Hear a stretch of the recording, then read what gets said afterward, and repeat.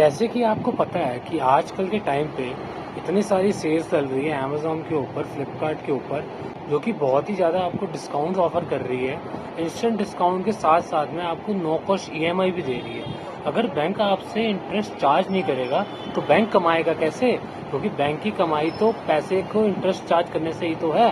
Bank के बहुत सारे सोर्सेज़ में से एक सोर्स बैंक का इंटरेस्ट से है, जो कि वो इंटरेस्ट चार्ज करता है कस्टमर से in the form of loans, in the form of default payments और एवरी अदर चार्ज जो कि इसे कमाता है उसकी बैंक से कमाई होती है।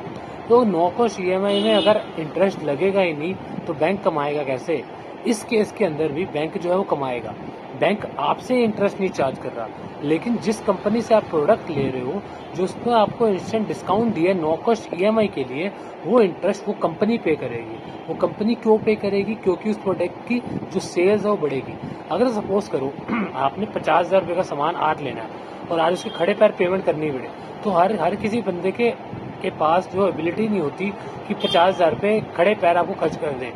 कईयों के पास एबिलिटी होती भी है, लेकिन वो करना नहीं चाहते, क्योंकि 50,000 रुपये वो कहीं भी इन्वेस्ट कर सकते हैं, म्यूचुअल फंड्स के अंदर रिटर्न पा सकते हैं, शेयर मार्केट के अंदर शेयर खरीद के उस शेयर को सेल करके उससे प्रॉफिट अर्न कर सकते हैं। तो एक साथ इन्वेस्ट करने का कोई सेंस नहीं बनता।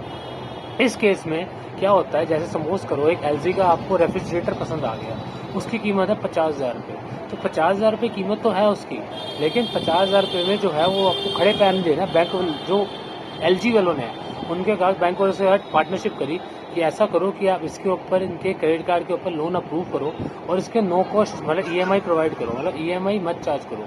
तो जो भी इंटरेस्ट होगा वो हम पे करेंगे आपको in the form of discount. वो जो है बैंक वाले वो आपको छोड़ देते हैं इंटरेस्ट, लेकिन उस इंटरेस्ट को पे करता है कंपनी। इसमें कंपनी की एक तो फायदा होता है, एक तो उनकी सेल्स बढ़ जाती है। जैसे कि आपने जो चीज़ एक साथ 50,000 रुपये देके खर्च करनी थी, वो आपने आराम से छोटे छोटे मंथली इंस्टॉलमेंट के अंदर पे करी। वालों को क्या ऑफर हुआ कि बैंक वालों ने सबसे पहले तो आपको जब नो कॉस्ट ईएमआई करते तो प्रोसेसिंग फीस चार्ज करते हैं 200 रुपये की, उनकी कमाई होगी ये। उसके बाद वो क्या चार्ज करते हैं आपसे जीएसटी, क्योंकि ये जो इंटरेस्ट जो बैंक का जो इंटरेस्ट है जो चार्ज होना था आपसे, वो जो हमें एज अ डिस्काउंट कंपनी ने ऑफर करा है, उसके ऊपर जीएसटी लगाती है बैंक वाले। तो जीएसटी वो अपनी जेब से नहीं भरते, वो भी हमें ही पे करना पड़ता है। तो एट द एंड आप पे तो उतना ही करते हो, लेकिन उतना ना करके भी थोड़ा सा ज़्यादा पेमेंट आप करते ही हो, दैट फॉर श्योर। सारे लोग कहते हैं कि नो कॉस्ट ईएमआई है, नो कॉस्ट ईएमआई है, कोई इंटरेस्ट चार्ज नहीं होता। इंटरेस्ट चार्ज होता है हाँ, लेकिन इंटरेस्ट आपसे चार्ज नहीं होता। उसको ऑलरेडी एक डिस्काउंट के फॉर्म में आपको ऑलरेडी दिया जाता है, लेकिन जीएसटी तो आपसे चार्ज होता है। तो at the end no cost EMI को हम फ्रॉड कह भी सकते हैं और कह नहीं भी सकते।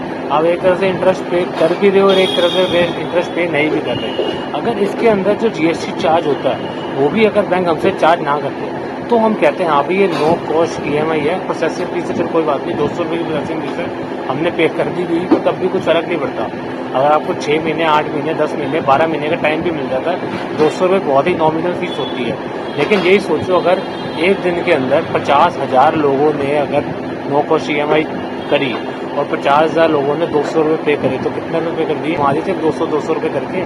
तो सोचो उसके आगे हाँ बैंक का रिस्क होता ही है ऑब्वियसली कि आप डिफॉल्ट कर दो या ना कर दो, लेकिन ये रिस्क तो पहले ही कैलकुलेटेड होता है, क्योंकि आपको क्रेडिट कार्ड तभी मिलता है जब आपके पास एक अच्छा एक सिविल स्कोर होता है। तो फिर एक तरह से गेम देखी जाए तो गेम बहुत ही ज़्यादा मोटी गेम होती है।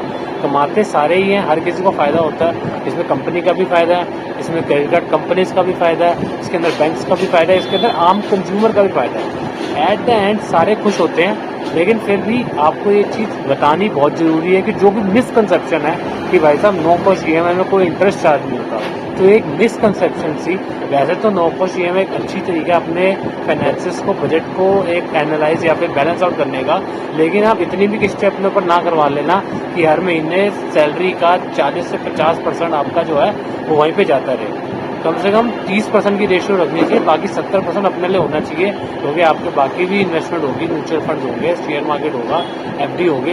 बाकी अगर आपको वीडियो अच्छी लगी हो तो वीडियो को लाइक कर देना, चैनल को सब्सक्राइब कर देना और कमेंट बॉक्स में हमने ज़रूर अपने रिव्यूज़ देना कि मेरी जो मैंने सही बोला है नहीं बोला। Thank you very much and bye bye.